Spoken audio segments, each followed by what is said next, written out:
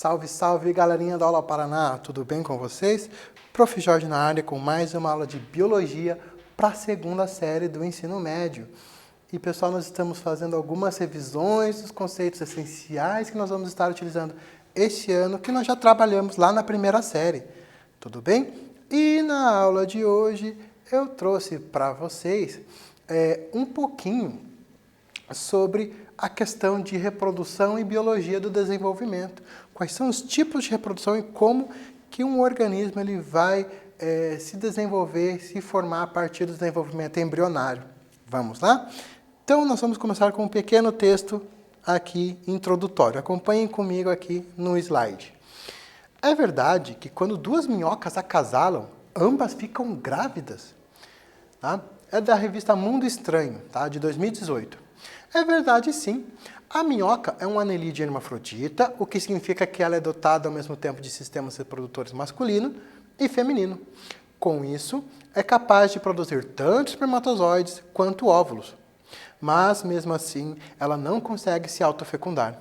Para haver a reprodução, a minhoca precisa de um parceiro, afirma o zootecnista Afrânio Guimarães, dono de uma empresa especializada na criação de minhocas.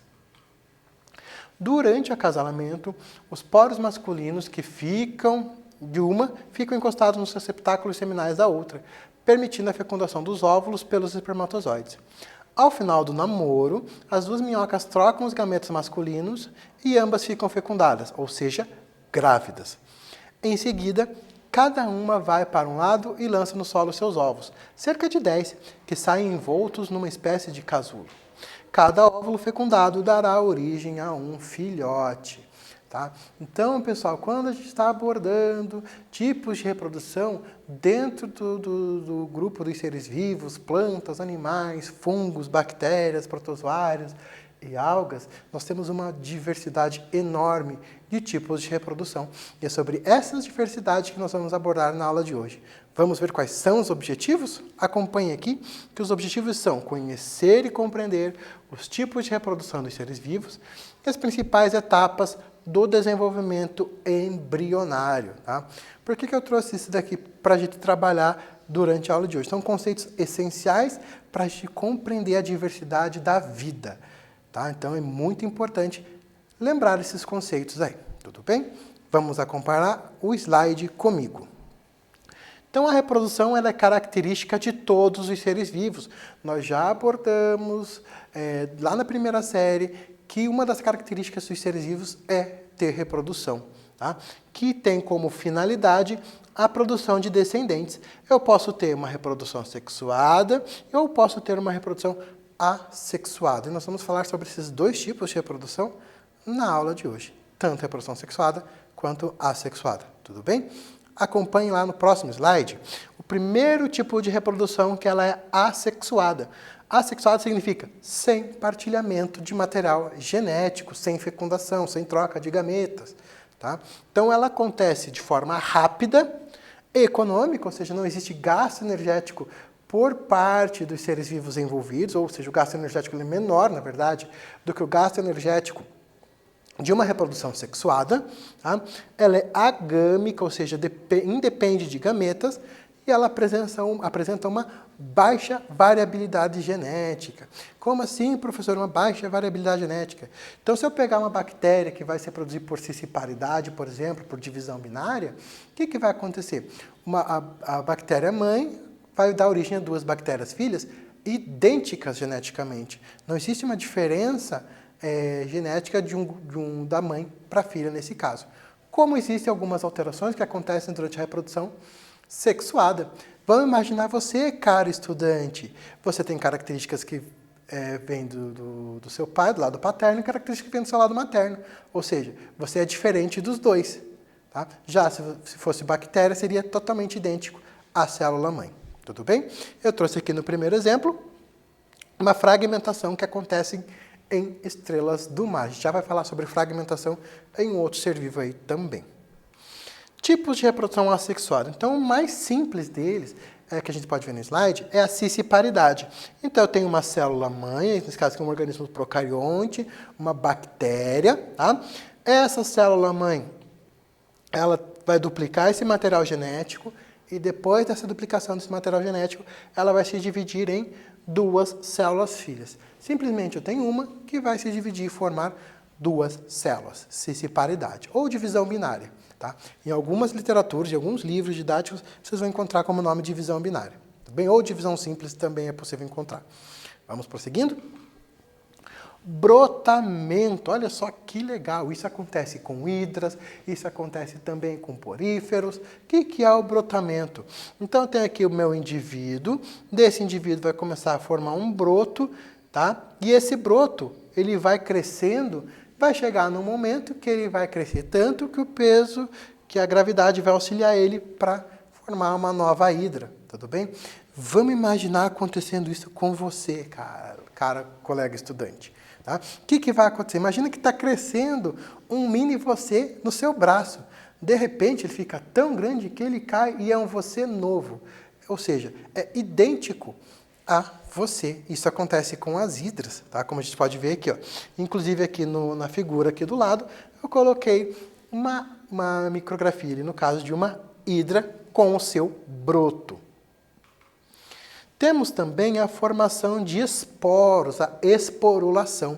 A esporulação acontece em plantas, acontece em fungos, tá? E é uma reprodução de forma assexuada. Vamos olhar aqui no exemplo. Eu trouxe aqui o bolor negro do pão, tá?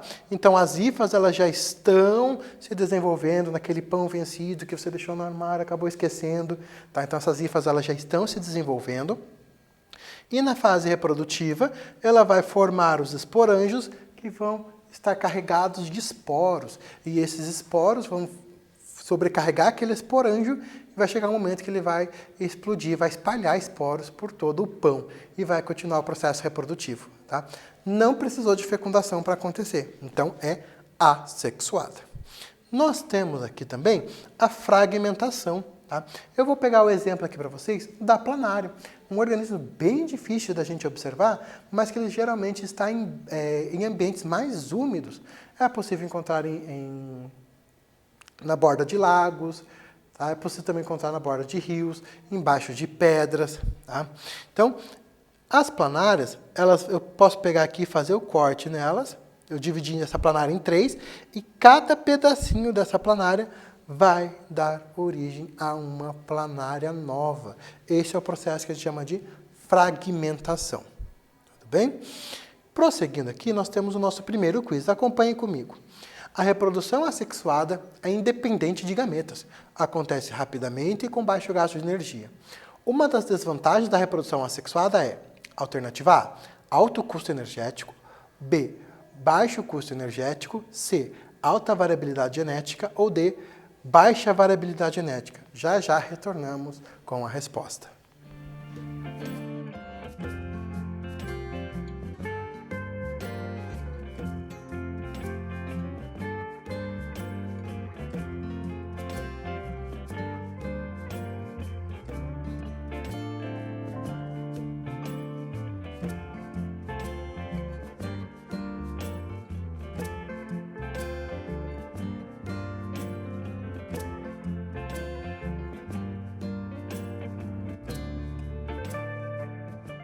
Então, pessoal, responderam ao nosso quiz? Aqui tem um detalhezinho. Eu coloquei aqui uma das desvantagens da reprodução assexuada, mas nem sempre pode ser uma desvantagem. Uma reprodução rápida pode ser uma vantagem quando eu for parasitar um hospedeiro, por exemplo. Mas como a baixa variabilidade genética vai criar praticamente clones, tá? Em alguns casos a gente vai considerar como desvantagem da reprodução assexuada. Vamos falar agora um pouquinho sobre a reprodução sexuada, que ela exige ela tem um alto custo energético, ou seja, eu vou gastar muita energia para esse tipo de reprodução, e ela é gâmica, ela depende, na verdade, dos gametas, tá? Por isso que eu chamo de gâmica. E alta variabilidade genética, então é aquela reprodução que tem compartilhamento de material genético. Vamos falar sobre esses tipos de reprodução sexuada. Acompanhem comigo. O primeiro delas é a conjugação. Alguns autores, pessoal, não consideram conjugação como reprodução sexuada, mas sim como uma forma adaptativa que as bactérias vão estar utilizando para poder garantir resistência a antibióticos, por exemplo. Como que acontece a conjugação? Então, acontece em organismos procariontes, em bactérias. Eu tenho aqui um DNA cromossômico e eu tenho um plasmídio. Tá? Quem defende a ideia de que não é reprodução sexuada são aqueles autores que consideram apenas o DNA cromossômico essencial quando eu falo de reprodução sexuada. Já o DNA plasmidial ele também pode ser integrado ao DNA cromossômico em alguns casos de resistência bacteriana. Vamos prosseguir? Então aqui eu tenho um plasmídio, que eu vou chamar de plasmídio F, e essa outra célula que ela não tem o plasmídio. Então F+ vai ser a doadora e F- vai ser a receptora. As bactérias têm uma estrutura chamada de pili, tá? Ou pilos, em alguns, no plural no caso, né? Então, eles vão montar uma conexão entre o pili e o plasmídio vai ser feita uma cópia e transportado para a célula receptora. Tá? Então, esse é o processo de conjugação. Resistência bacteriana geralmente está associada à troca de plasmídio. Resistência a antibiótico, principalmente. Tá? Criação de bactérias super resistentes também tem dentro desse sistema. Outro tipo de reprodução sexuada, um outro conceito que a gente tem que trabalhar é o conceito de fecundação. Quando o espermatozoide vai lá e fecunda um ovócito 2. Isso é mega importante. O ovócito 2 só se torna óvulo depois do processo de fecundação aqui. Tá? Acontece a maturação. Então, esse é o conceito de fecundação. Ela pode ser interna ou pode ser externa. Alguns organismos vão ter fecundação, um espermatozoide natante ali no meio líquido, por exemplo, peixes e anfíbios que dependem da água para a reprodução, a fecundação é externa. Já organismos mais adaptados ao ambiente terrestre, a fecundação é interna. Tudo bem? Acompanhe aqui também que nós temos dois tipos de desenvolvimento quando falamos em reprodução sexuada. O desenvolvimento indireto, eu tenho aqui um exemplo, a metamorfose acontecendo numa borboleta e o desenvolvimento direto. Então, eu tenho a traça que ela vai crescendo até atingir a fase adulta. Tá? Então, desenvolvimento indireto, eu vou passar por fases, por exemplo, como pupa, como larva, pupa e adulto. No desenvolvimento direto, eu não tenho isso. Tá? Já nasce com a cara do adulto ali, o meu ser vivo. Tudo bem? Nós temos também quantidade de sexos, uma questão bem legal da gente trabalhar. O que eu estou falando quantidade de sexos? Então, eu tenho aqui plantas dioicas, tá? Ou seja, cada planta vai apresentar apenas um sexo. Já monóica, eu vou ter os dois sexos na mesma planta.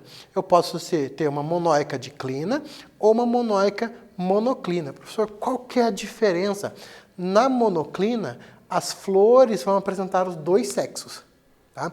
Na diclina, eu vou ter flores femininas e flores masculinas no mesmo indivíduo. Tá? Então, o que é importante lembrar? Monóico, os dois sexos no mesmo indivíduo, e dioico, um sexo em cada indivíduo. Reprodução sexuada com alternância de gerações. Isso é muito importante quando a gente vai falar de ciclos de vida de plantas, tá? Porque elas vão apresentar alternância de gerações. O que é isso, professor? Alternância de gerações. Observem aqui no slide que eu tenho uma geração que vai reproduzir de forma sexuada e uma geração que é de forma assexuada. Notem, gametângio, eu tenho gametas, reprodução sexuada. Aqui eu tenho esporófito, que vai ter esporângio, reprodução assexuada. Então vai alternar entre sexuada e assexuada essas minhas gerações aqui. Tudo bem? Conceito de haploide e diploide. Tá? Quando a gente trabalhou na primeira série, mitose e meiose, nós vimos o que é um organismo haploide, o que é um diploide. Tá? A imagem aqui do slide vai mostrar bem para vocês. Observem que o organismo haploide ela tem uma quantidade N de cromossomos. Por exemplo, espermatozoide tem 23 e óvulo tem 23 cromossomos. Agora, uma célula diploide vai apresentar o dobro. Então, as nossas células somáticas são diploides, porque elas vão apresentar 46 cromossomos. Tudo bem? E nós temos também, dentro da reprodução sexuada, a partenogênese. O que é isso, professor? Partenogênese. Notem, eu tenho aqui a abelha rainha e eu tenho aqui o zangão. O zangão, ele é formado a partir de um óvulo não fecundado da abelha, tá? Então, isso a gente chama de partenogênese, quando aquele óvulo ele não é fecundado. Vocês já ouviram aquela musiquinha lá do carrapato? Ai, ai, ai, carrapato não tem pai? Isso acontece por quê? Porque eles também podem desenvolver por partenogênese. Tudo bem? Vamos acompanhar aqui o nosso segundo quiz. A reprodução sexuada apresenta maior gasto energético por parte dos organismos envolvidos, além de trazer maior variabilidade genética dentro da espécie. Algumas espécies apresentam alternância entre a reprodução sexuada e assexuada. Esse tipo de ciclo reprodutivo é chamado de alternativa A, partenogênese, alternativa B, fecundação, alternativa C, alternância de gerações ou alternativa D, conjugação. Já já voltamos com a resposta.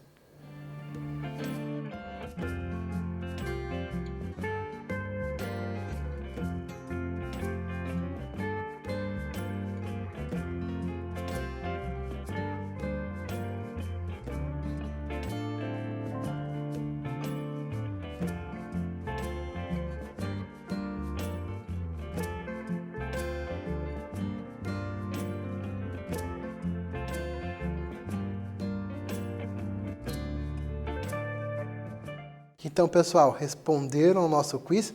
Quem assinalou que quando o organismo alterna entre uma geração sexuada e uma geração assexuada, nós chamamos de alternância de gerações, acertou. Tudo bem? Vamos prosseguindo aqui falando um pouquinho sobre desenvolvimento embrionário. Alguns conceitos que nós vamos trabalhar agora são essenciais para a gente compreender a classificação dos animais, por exemplo. O que é um protostômio, o que é um deuterostômio, o que é um celoma, o que são folhetos germinativos, folhetos embrionários, tá? Vamos acompanhar? Então, o que vai acontecer? A reprodução, o desenvolvimento embrionário, ele começa com a fecundação, tá? Onde vai acontecer essencialmente em organismos de reprodução sexuada. Tá? Então, o primeiro passo é acontecer a fecundação. Um segundo momento, começa a segmentação ou clivagem. Tá? Notem aqui que na segmentação ou na clivagem, eu vou ter o aumento do número de células, ou seja, eu vou ter um crescimento de número celular, porém eu não vou apresentar, pessoal, dentro da segmentação da clivagem, aumento de volume, aumento de tamanho aí do embrião. Tudo bem? E é nessa fase aqui, geralmente, da segmentação da clivagem, onde são obtidas as células tronco. Tá? Bem legal esse tema que a gente também viu lá na primeira série. Prosseguindo aqui, nós vamos para a etapa que nós chamamos de gastrulação. E aqui tem um evento muito importante, a formação dessa estrutura aqui, ó, o blastóporo. Tá? O blastóporo ele pode ter dois destinos. O primeiro destino é que ele vai dar origem à boca e o segundo destino ele vai dar origem ao ânus. Quando o blastóporo, pessoal, ele origina a boca, tá? Ele vai ter essa função dentro do sistema digestório, eu vou chamar meu organismo de protostômio. Quando ele vai dar origem ao ânus, eu vou chamar meu organismo de deuterostômio. Isso é muito importante dentro da classificação dos animais. Tudo bem? Prosseguindo aqui, nós temos também a neurulação. E aqui há uma outra parte mega importante, é a cavidade preenchida com líquido, que é o celoma. Tá? Então, o celoma também é muito importante dentro da classificação dos seres vivos. Quando a gente for trabalhar os animais, a gente vai trabalhar animais que são celomados, acelomados e pseudocelomados. Então, é bom entender que o celoma é essa cavidade preenchida por líquido. Tudo bem? Nós temos aqui também os folhetos embrionários, tá? Então, no desenvolvimento embrionário humano, por exemplo, nós temos três folhetos aqui básicos. A ectoderma ou ectoderme, a endoderme e a mesoderme. Quando eu classifico alguns seres vivos de acordo com a quantidade de folhetos, então eu posso ter diblásticos ou triblásticos. Olha só, pessoal, o nome diblástico já diz quantos folhetos tem, né? 2 folhetos. E o triblástico também já diz quantos folhetos tem. 3 folhetos. Tudo bem? Tá, então é muito importante entender o que são esses folhetos embrionários. E nós temos aqui o nosso terceiro quiz.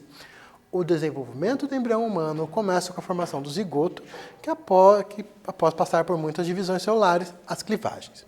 O blastóporo, formado durante a gastrulação, pode originar a boca ou o ânus. Como chamamos os organismos em que o blastóporo dá origem à boca? Alternativa A, deuterostômios. Alternativa B, protostômios. Alternativa C, gastrostômios. Ou alternativa D, somatostômios. Tempo para vocês refletirem. Já já voltamos com a resposta.